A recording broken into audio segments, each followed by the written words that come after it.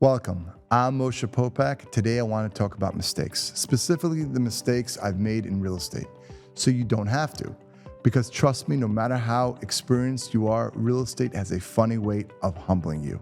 It's not all wins and home runs. Sometimes it's losses, delays, curveballs, and deals that don't go the way you planned. So let's break down the biggest mistakes I see people making and that I've made myself. So first, falling in love with a deal. Oh man, I have done this many times. You see the property, you imagine what it could be, and suddenly you're emotionally attached. You're convincing yourself it's gonna work. The problem, the numbers don't lie. Real estate doesn't care about your feelings. I'll give you an example. I bought an assisted living facility once. It was run down, but I thought, no problem, we'll fix it up. It'll cash flow, except it didn't. The building department changed 3 times. We hit COVID delays. Costs went way over budget. What I thought would take a year dragged on for years. And here's the kicker. I wasn't even in the assisted living business. I thought it was just real estate, but no. Assisted living is an operating business.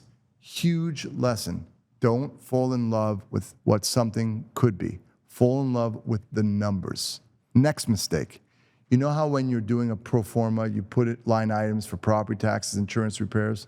Well, I literally put in line items for theft and mismanagement because it's going to happen. You will lose money to things you didn't plan for.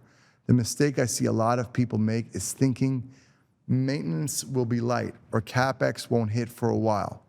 Wrong.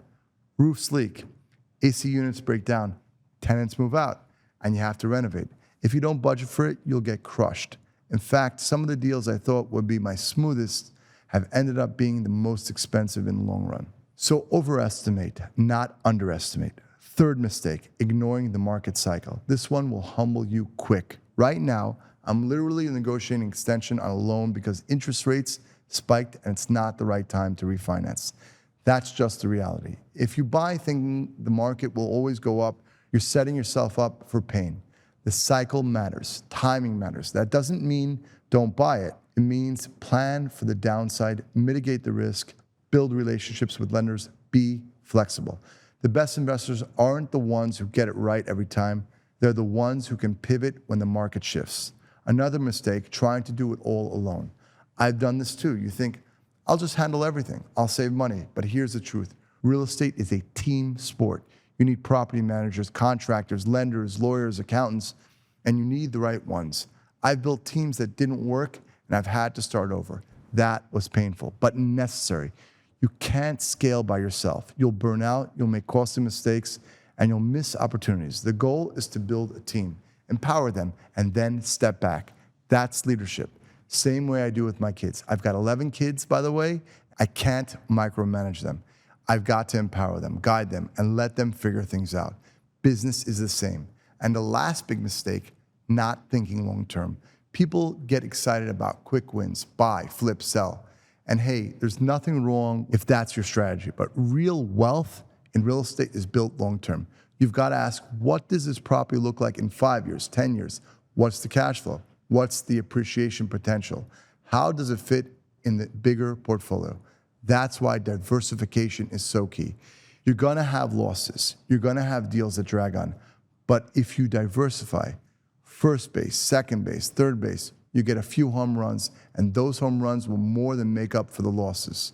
So to wrap it up, real estate will humble you. If you're emotional about a deal, you'll lose. If you ignore the market cycle, you'll lose. But if you stay logical, know your numbers, build a strong team, and think long-term, you'll win. At the end of the day, it's not about perfection. It's about staying in the game. Make sure you're around long enough to benefit from those home runs. Thanks for listening. If you made some of these mistakes, don't beat yourself up. We've all been there.